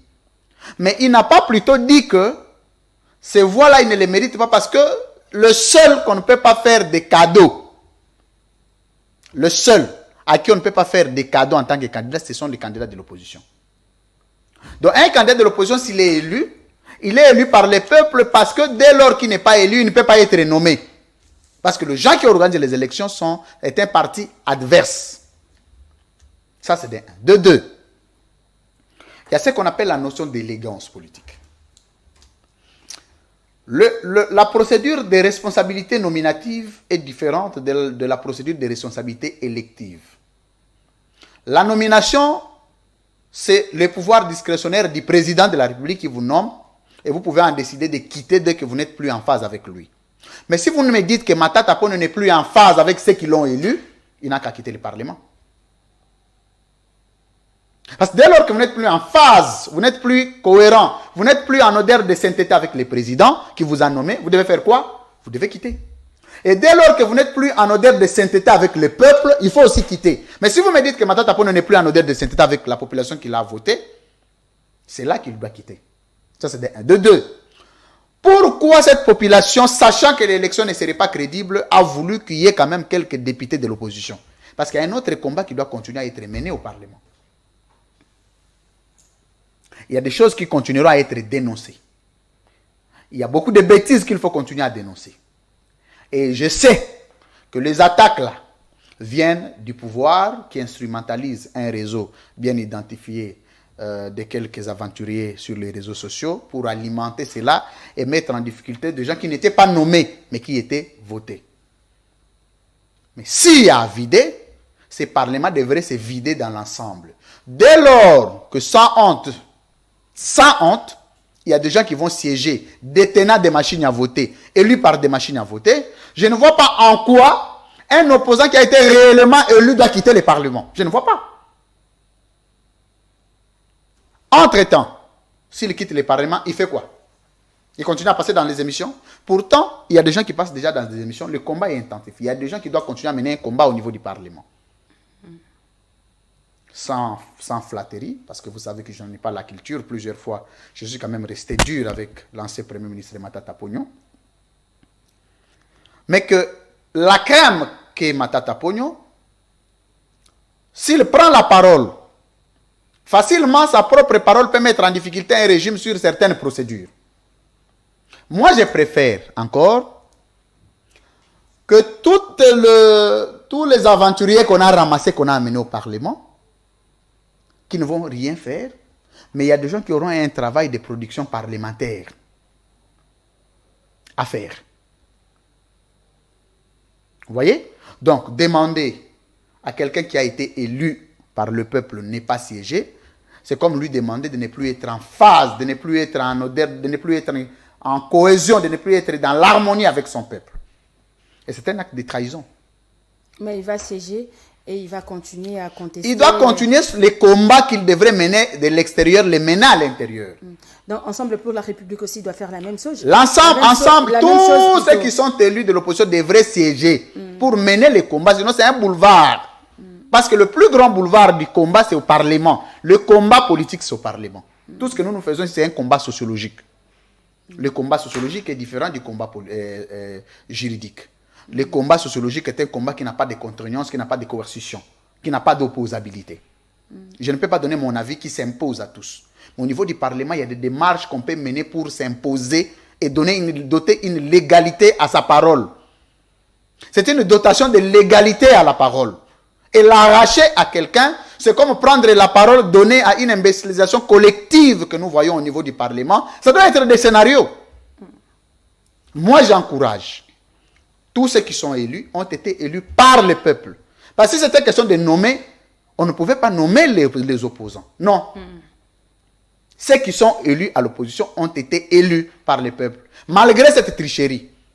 Et s'il y a une bonne démarche de continuer à dénoncer cette débâcle électoral, c'est au niveau du Parlement pour se doter une légalité à la parole. Mais sinon, il ne faut pas donner le boulevard au régime de continuer à faire ce qu'on veut et dire, OK, au niveau du Parlement, il y a eu personne qui devrait nous contester.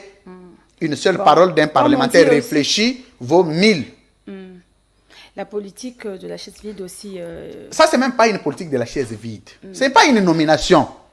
Je n'ai pas parlé de la responsabilité nominative. Il faut être présent. J'ai parlé de la responsabilité élective. Oui. Et il y a un principe du souverainisme rationnel qui naît. C'est-à-dire que ce n'est pas le régime qui nomme les députés, c'est le peuple. Et dès lors que le peuple, seul le peuple peut demander à ces députés de sortir. Ils peuvent sortir. Mais il ne faudra pas qu'ils sortent d'eux-mêmes pour qu'aux autres et aux prochaines échéances, aux prochaines échéances, je termine mon raisonnement, aux prochaines échéances, le même peuple peut vous dire, ça ne sert à rien de vous renouveler notre confiance, parce que toutes les fois qu'on vous demande d'aller mener un combat pour nous au niveau du Parlement, corrompu, pervers et putréfié, vous êtes toujours parti. C'est se mettre en difficulté. C'est aussi un manque de respect. Hein. C'est manque d'élégance, pas de respect, mais d'élégance politique.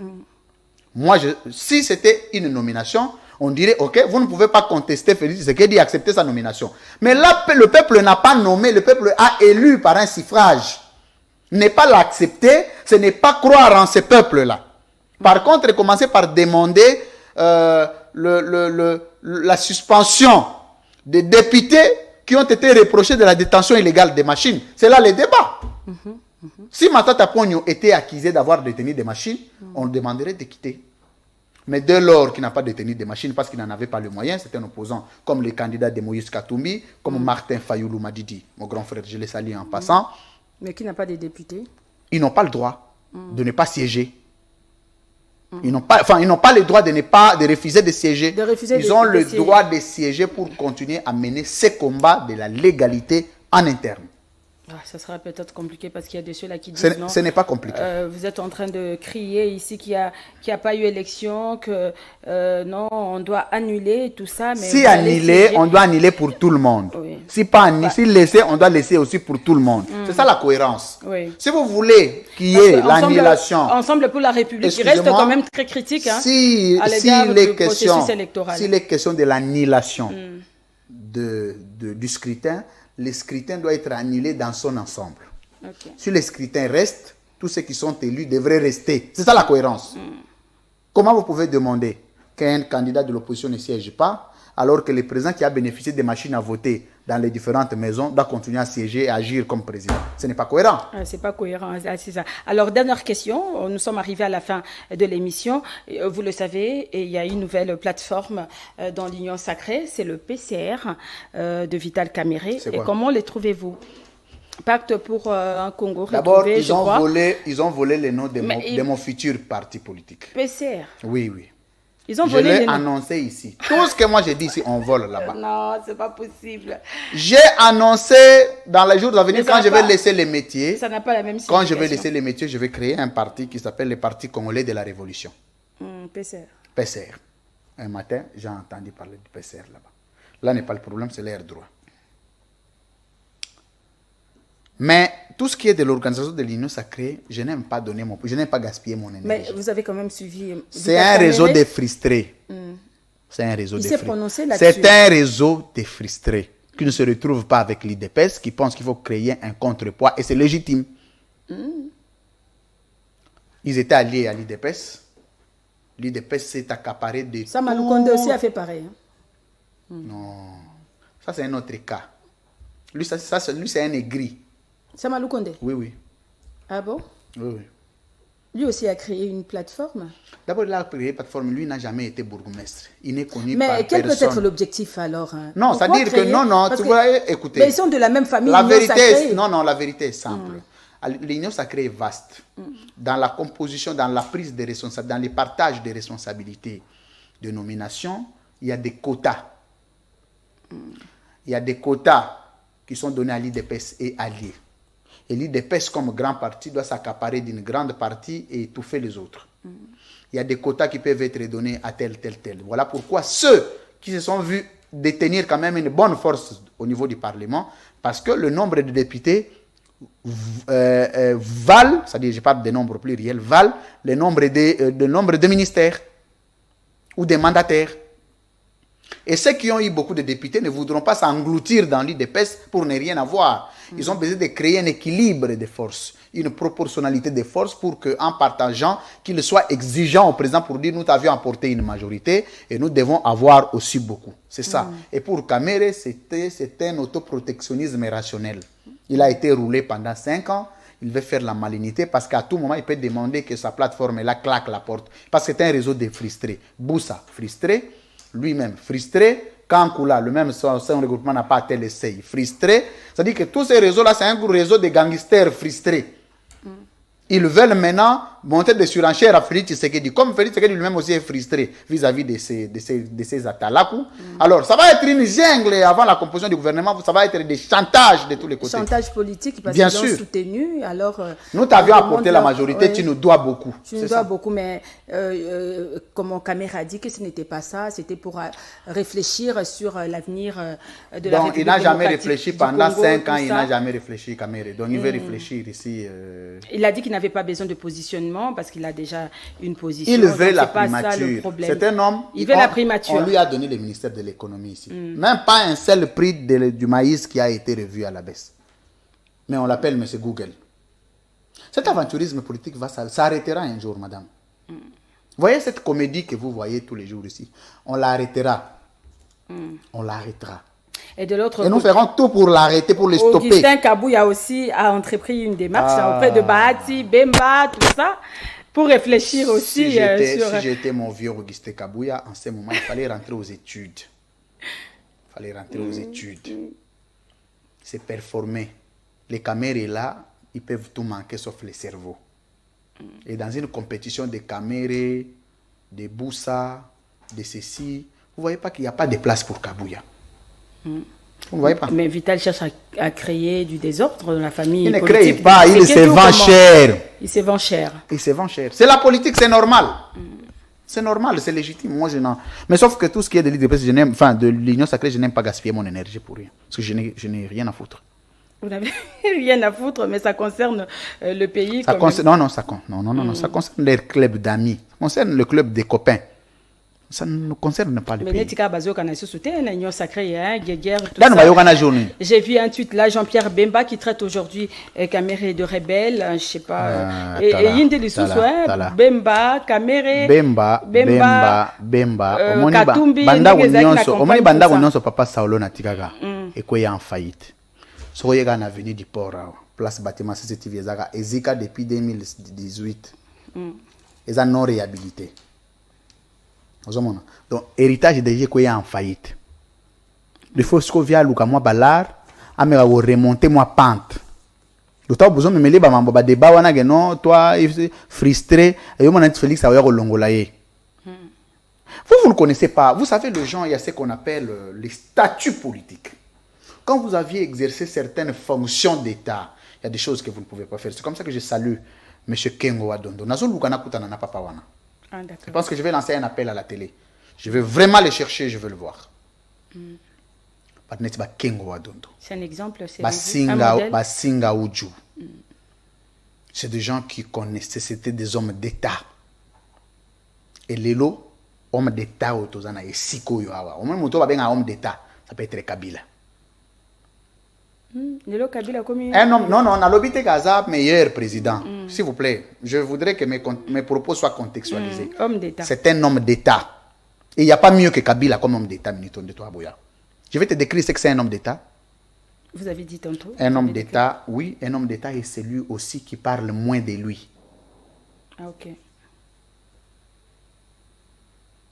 J'aurais bien monsieur Afatia Kalanyonso. Non, j'étais nourri par ma femme. C'est ma femme qui m'hébergeait. Un homme d'État reste un mystère. Il y a des choses de toi qu'on ne peut pas connaître. Non, c'est ma femme qui me nourrissait. J'ai travaillé dans une usine là de livraison de ceci avec mon beau-frère. Mais il ne peut pas. Alors, nous sommes arrivés à la fin de l'émission. Mais jusqu'à aujourd'hui, Oui. il y a beaucoup de gens qui aiment encore connaître ce que c'est Kabila. Le pouvoir du silence. C'est-à-dire que, bazoni ngabaye babakutana na mama Olive wapi? Babandaka Kabila draga mama Olive ndenge nini? C'est banal, hein? Ça peut paraître banal. Mais il moko tuna, il moko kutana na mama Olive, otuna yobi mama. Ce type on a là la position ni. C'est-à-dire qu'un homme d'État a un côté mystérieux qu'il garde pour lui-même. C'est comme de Nelson Mandela. C'est comme de Martin Luther King. Ils ont un côté, c'est comme des Kwame Nkrumah, c'est comme des Thomas Sankara. Ils ont toujours un côté qui mérite des études, des livres. Mais yo vina union so batbayebi. J'ai été nourri, il faut être discret. Alors, ma femme était aide d'infirmière et tout ça. Mais papa, qu'est-ce que ça a à voir avec la République? Ok, en 3 minutes, nous sommes arrivés le mot de la fin. Comme président, il faut ayoka kabiso ba lui France mingi. Ayoka ba flatteur te. Ayoka kai. Ayoka kande ba biso. Et il faut ayoka nga mingi. Pour appeler ça ba conseil. A changer pe ba collaborateur. Tu vois l'avantage que nous avons, moi personnellement, je n'attends rien du président personnellement. Je n'attends jamais que le président me nomme. Jamais. Je n'attends pas que le président me donne l'argent. Il en a. Je ne refuse, je ne dis pas que j'ai beaucoup d'argent, mais je n'attends pas de lui parce que je ne prendrai déjà pas. Je n'attends pas que le président m'envoie en voyage quelque part. Non. Donc tout ce que je peux dire au président n'a pas d'intérêt direct ou immédiat. C'est un combat patriotique. Contrairement à quelqu'un qui attend devenir ministre, notre discours ne peut pas être le même. Et la capacité d'attente vis-à-vis du président, la capacité discursive ne peut pas être la même. Ce que le président peut attendre d'un flatteur ne peut pas être la même ce qu'il peut attendre de moi, le même ce qu'il peut attendre de moi. Voilà pourquoi le président il faut yoka biso mingi to yebisage ba vérité. Pour nga pena na yebisa président ba vérité mais na respect. Pour nga pena na pena côté wana na pena bien indiqué respect mais vérité. Vérité. Ce que ba vérité on ne ko sungaye à s'améliorer. Ce que c'est des gens qui vont l'induire en erreur pour le second mandat, déjà un mandat hypothétique. Mandat hypothétique. Mais 2018, le président il a dit vérité des urnes. Il y a annulation, il y a scrutin, il y a processus. Oh, il y a tout Europe, il y a triché, il y a nommé. C'est-à-dire que le débat a évolué. Bon, pour on a pas lobby ango, hein. Tout le monde qui j'ai BA, donc bateau belé a eu des merci pour l'élément complémentaire, maman. On a bazo yo Kanaté. Alors, Louis France, mot de la fin par rapport à la situation sécuritaire, comme vous avez dit au début de cette émission que non, yota la non, foot tes loisirs, pourquoi? Parce que est kuna. Mais condoléances à tous les peuples congolais. Ah oui. Dernièrement, Tokolo Banalingala, bombardé sur ce M23, bazo massacré, car bazo continuer comme massacré. Je ne sais pas si vous avez suivi comment la sortie médiatique de Kagame qui fait débat sur les réseaux sociaux. Il dit que non, il avait posé la question à Félix Tshisekedi pour savoir si le M23 c'était des Rwandais. Félix Tshisekedi a dit que c'était des Congolais. Il a dit que c'était des Congolais. Alors pourquoi on acquise le Rwanda? Déjà place bazalaka wananga na zalakate. Ayoka pas anglais. Donc ce bon ngana organiser pour Kagame lo anglais. Faut na luka muta interpréter ngana yebi anglais. Mais déjà makambo ba Kagame ngana commentaire. D'accord, mais quelle doit être maintenant la priorité? Pour moi c'est un lobby. Quelle doit être la priorité du chef de l'État? Mais donc il est réélu deuxième mandat. Est-ce que non, il est renommé. Soit ça c'est ça n'engage que vous. Alors pour nayo priorité des priorités à chef de l'État. Il n'y a pas de priorité dans un État, tout est prioritaire. Oui, tout est prioritaire, mais est-ce que kuna kimi ezaka kate Mama Pocho. Oui. Yozo kanisa sécurité et légui diplomatie na urgence. Obi diplomatie légui économie na sociale na urgence. Organiser économie na sociale et l'équipe sécurité intérieure en souffrant en urgence. Organiser sécurité intérieure et l'équipe révision, il y a réforme de loi du pays en urgence. Parce qu'il y en a des lois comme obsolètes. Oui, tout est prioritaire. Mais bon, maintenant, maintenant, est-ce qu'on a un programme à Komagage, priorité na Yezanin? Aucune conférence de présentation à programme na été. Oh là là, les Français, pour la question. Moi, je pose des questions, vous répondez. Oui. Président, il y a raté que dès que tu es proclamé, tu as été proclamé président de la République. Urgence, tu as été élu sur base de quoi? Parce que le président est censé être élu sur base d'un programme. Oui, tout se prépare. Oui. Donc, dans les programmes, en principe, excusez-moi, je vais encore renseigner cette notion. Il y a ce qu'on appelle projet de société. On appelle d'abord vision. Les étapes qui conduisent à l'applicabilité d'un programme de gouvernance d'un candidat président de la République une fois élu. C'est très important. 1. Vous avez une vision. La vision, c'est quoi? C'est l'idée. L'idée que vous avez de votre pays une fois que vous avez la possibilité d'être élu. Voici ce que vous ferez. Ça reste dans votre tête. Dès lors que vous vous présentez comme candidat président, vous mettez ça par écrit. Ça devient un projet de société. Projet de société, c'est un projet où vous venez dire à la population que si vous me faites confiance par rapport à la vision que j'ai, je l'ai accouché, c'est devenu un projet. Voici ce que je ferai pour changer les pays, pour transformer les pays, pour développer les pays. Une fois que le peuple vous fait confiance et que vous êtes élu, vous prenez ces programmes, vous les confiez au gouvernement. Comme le président, au nom de l'irresponsabilité du président au Parlement, le Parlement prend ses projets, l'amène au Parlement dès que adopté ou une fois adopté. Ça devient un programme de gouvernance. Ce programme de gouvernance, c'est celui qui doit être appliqué. Le président n'a plus de notes à écrire, non, faites ça, non. Tout doit être résumé dans les programmes de gouvernance censés être appliqués par le gouvernement, adoptés par le Parlement. Maintenant, si le président doit poser la question, communiquez-moi quelles sont les priorités. Ce qui n'a jamais eu de programme, ou le programme a été écrit par quelqu'un d'autre, lui n'a jamais élu. Non, lui n'a pas dit ça. Moi, je vous ai posé la question de savoir s'il vous plaît, je termine. Oui. Soit, si le président attend de nous que nous puissions lui dire quelles sont les priorités, d'abord, ce qui n'a jamais rédigé les programmes, ça c'est de 1. Ou soit encore, le programme qu'il avait n'est pas venu de lui, c'est un programme rédigé dans un salon VIP, climatisé, qui lui a été confié et qu'il n'a jamais lu. Sinon, le président de la République lui-même ne s'est pas rendu compte qu'il a le salut de 84 millions de Congolais entre ses mains à travers le programme qu'il était censé appliquer. Conséquence, ça sera des tâtonnements. Aujourd'hui, il peut venir, il utilise son humeur. Faites-moi ceci. Demain, faites-moi cela. Dites-moi, donnez-moi 100 programmes. Vous avez entendu, moi je suis choqué. En 5 ans, le président est élu, premier mandat, le président est élu par un programme de gouvernance qui est censé être adopté, mais le président a créé d'autres programmes annexes qui ne sont pas passés au Parlement.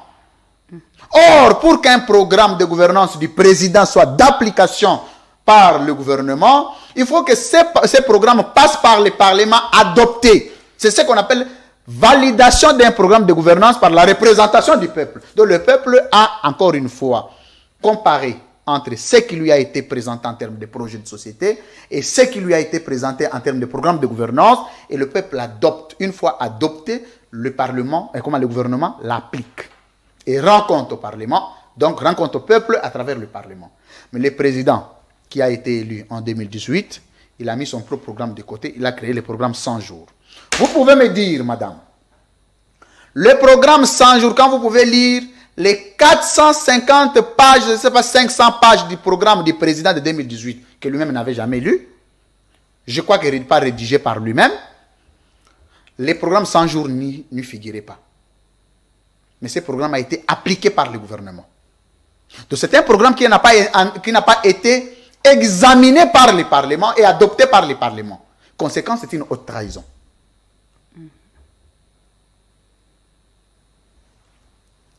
Deux, le président a institué les programmes de Tchilé-Gelou. Le concept de Tchilé-Gelou en soi dans les programmes de gouvernance du président n'existait pas, dans le programme de 2018. Le concept de Tchilé-Gelou n'existait pas. Encore une fois, c'est un programme qui n'était pas légal.